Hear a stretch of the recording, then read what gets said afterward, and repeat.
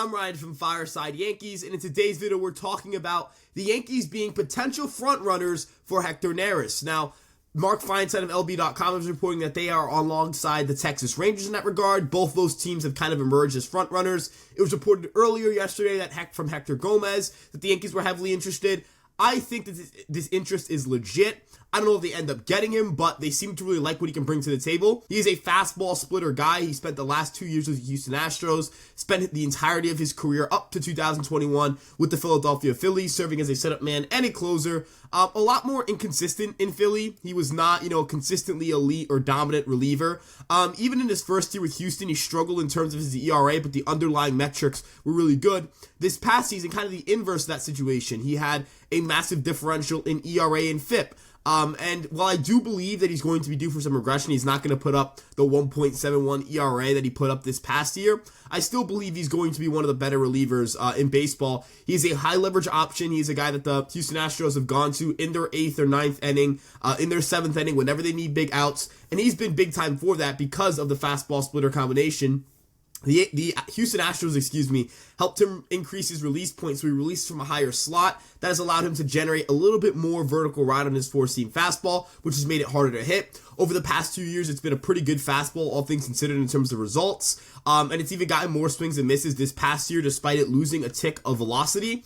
Looking at his splitter has always been a signature pitch. It's his go-to strikeout pitch.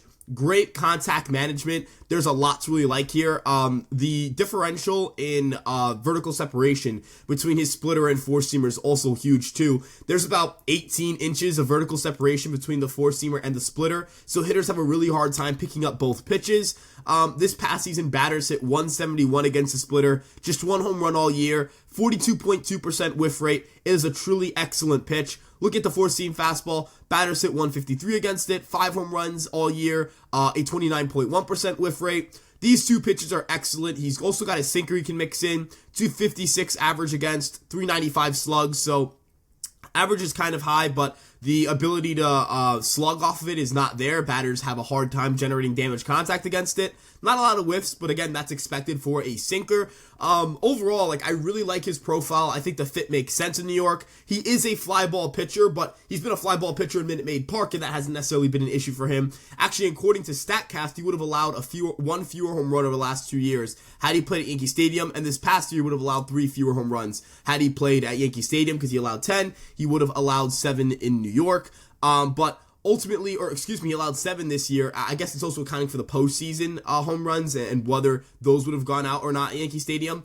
But, ultimately, it is a really encouraging year for Hector Neris, who was able to be a workhorse as well. 68 and a third innings pitched. If you look at reliever innings over the last 2 years, which I know isn't a big-time metric, it's not like we're ranking relievers based on how many innings they've thrown over the last 2 years, but if you look at his ability to just log innings and be a workhorse, you obviously have, some of the mainstays in baseball. You have Tyler Rogers, who has that funky arm release. Emmanuel Clase is 4th. But Hector Neris is quietly 5th on that list. 208 innings pitched, 215 games. That is the 3rd most in baseball over that time span. He's a versatile reliever. He can come in close for you. He can do the 8th inning, the 7th inning.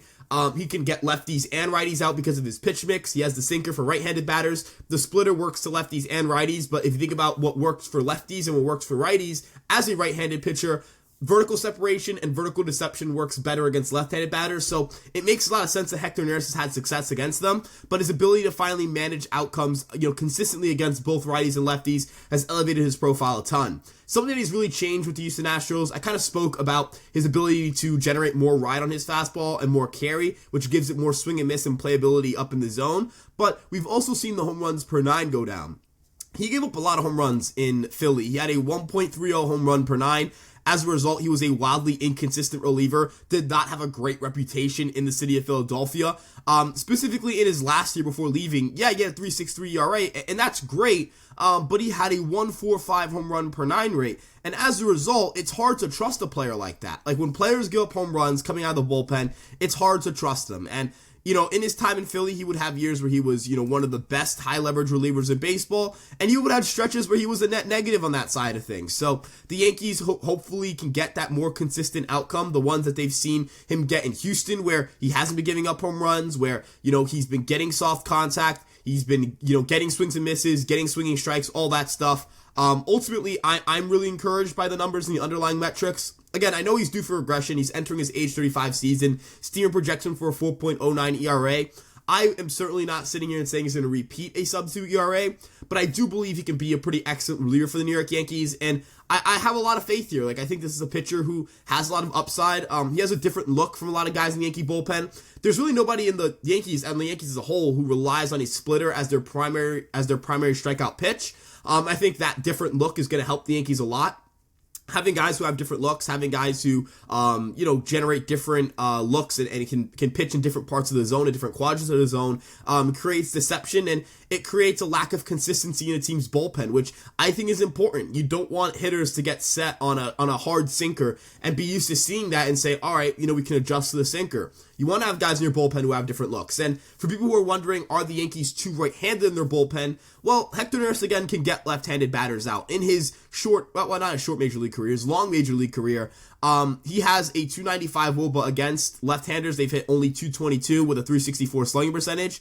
This past season, he had a 241 WOBA, had a 163 average, hit just 2 home runs against him in 115 play appearances all season. He's better against righties, but this past year was better against lefties. Consistently with Houston, he's been better against lefties. So I think the Yankees view him as somebody who can get left-handed batters out, somebody that they're not going to have to worry about in that regard, and ultimately somebody who can greatly bolster this bullpen in high-leverage situations. You quickly look at the Yankees roster depth with a guy like Hector Neris in the back end of that, in the front line of that bullpen, and you've got Clay Holmes, you've got Hector Neris, you've got Jonathan Loaizaga, you've got Ian Hamilton, you've got Victor Gonzalez, you've got Tommy Canley, Scott Efros, Luke Weaver. Like, that's a really good bullpen. That's an excellent bullpen. That's a bullpen that is certainly going to win a lot of games. But again, it depends on the price tag. Obviously, the Yankees shouldn't be bidding too high for a reliever. If the Texas Rangers decide to give an offer that's reflective of their desperation for relief help, then the Yankees should probably stay away from that bidding. But ultimately, I am not too concerned about the Yankees, overpaying for Hector Neris. I think if they land him, they'll land him at his price, or at the price they feel comfortable with. I think a 2-year, $12 million deal would certainly be an excellent idea. It does give him less money AAV in terms of 2024, but the big thing here is that he gets more guaranteed money. Perhaps you give him a club option or a player option, something that, could allow him to hit free agency again, maybe make an incentive thing where if he pitches well enough, he can opt out. Ultimately, it's a move that could allow the Yankees to do a lot of different things. It allows them to deepen their bullpen. It allows them to have, games where they can go to their bullpen for 4 innings and say, all right, we're going to go, Tommy Canley, we're going to go to Tommy Canley, Jonathan Loaizaga, Hector Neris, Clay Holmes, and win a baseball game like that. Like, that's how you win baseball games, right? You go to Ian Hamilton, you still have Ian Hamilton fresh, Victor Gonzalez fresh. Let's say you wanted to kind of stagger when you use your high leverage guys. You could go Clay Holmes, Jonathan Loaizaga, and even Hamilton for 3 or 4 innings of one game. Then for another game, you can go, Hector Neris, Tommy Canley, Scott Efros, or Victor Gonzalez. Like, that type of flexibility is important. You obviously still have Luke Weaver in there to close out games that, you're up by a lot and you just want them to rack up a lot of innings. And Weaver is certainly going to be a valuable, long relief kind of guy who can be a starter for the Yankees if need be. They have a lot of bullpen depth in their organization. They have Ron Marinaccio as a minor league option, Yoendrys Gomez, Luis Heel, Clayton Beater, Will Warren, who could also start for you. These are all guys who could help in the bullpen at some point during the year. Chase Hampton's another guy who could be in the pitching staff at some point during the season. He's the Yankees' top pitching prospect. But ultimately, the Yankees' interest in Hector Neris is legit. Like, it's very legit. The Yankees seem to be very much involved in that sweepstakes. We'll see if the Yankees end up signing Hector Neris or if the Texas Rangers do, or potentially there's a third team. I know that Mark Feinside did say earlier, I believe last week, that Shota Imanaga would be headed to the Giants, and he ended up going to the Cubs, and the Giants bowed out of that race. So sometimes interest does get overstated, but I do think that the New York Yankees are going to be involved in this. We'll see if they end up getting him. But if you guys think Hector Neris makes a lot of sense for this bullpen, let us know in the comment section below. You guys can like, comment, subscribe, and check out our other social pages for more content. We're on Instagram, TikTok, Facebook, Twitter, and of course this YouTube page. And if you guys want to be caught up for news with all your favorite New York sports teams, check out EmpireSportsMedia.com. I'm Ryan from Fireside Yankees. Seeing you guys in the next one. Peace out.